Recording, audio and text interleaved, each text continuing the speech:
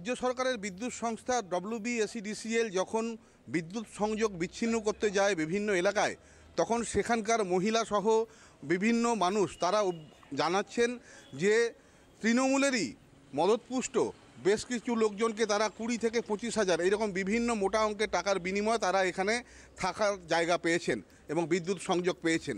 WBSEDCL যে বিদ্যুৎ সংযোগ বিচ্ছিন্ন করতে গেল, সেখানে গিয়ে সরাসরি অভিযোগ পাওয়া যাচ্ছে তৃণমূলের বেশ কিছু নেতা এবং কর্মীদের বিরুদ্ধে, যারা সরাসরি এই সমস্ত বহিরাগতদের কাছ থেকে টাকা নিয়ে কোয়ার্টার দিয়েছে এবং তার সঙ্গে বিদ্যুৎ সংযোগও দিয়েছে। আমরা 1 বছর হয়ে গেল, আগের বছর যে করেছিলাম আমি 1 বছর হয়ে গেল। 1 বছর হয়ে গেল।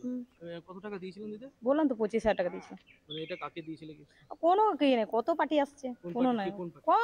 যে পার্টি সেই পার্টি আসছে, যে পার্টি বলছে, যে পার্টি ছিল সেই পার্টি। বুঝে উঠতে পারিনি যে কেটে দেবে, কোনো ভারবালিও কোনো কিছু নোটিশ ফোটিশও কিছু বলেনি যে লাইন কেটে দেওয়া হবে।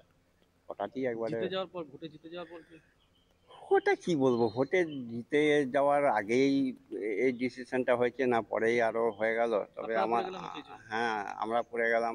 আমরা ভেবেছিলাম তো যে এখন যাক দিদি জিতে গেল, এখন নিশ্চয়ই আমরা আরো থাকতে পারবো, কারণ আমরাই তো জিতিয়েছিলাম, ভোটগুলোটা আমরাই দিয়েছিলাম। WBSEDCL কেও টাইম টু টাইম আমরা এই যেগুলো অবৈধ কোয়ার্টার, তাই সেখানে লাইন টাইন রয়েছে, সেগুলো আমরা লিখে ওনাদের কাছে পাঠিয়ে দিই রিটার্ন করে। তো সেখানেই ওরা হয়তো সেই তার পার্ট হিসেবে এটা লাইন ডিসকানেক্ট করছেন। DPL এটা ডিসকানেক্ট করেনি, আমরা অবৈধ দখলকারীদের উচ্ছেদ করে দেওয়ার প্রক্রিয়াটা চালিয়ে যাচ্ছি।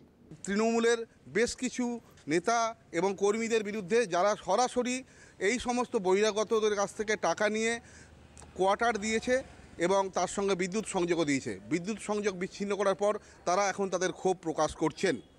আমার শহর দুর্গাপুর থেকে সঞ্জীব সুই, কলকাতা টিভি।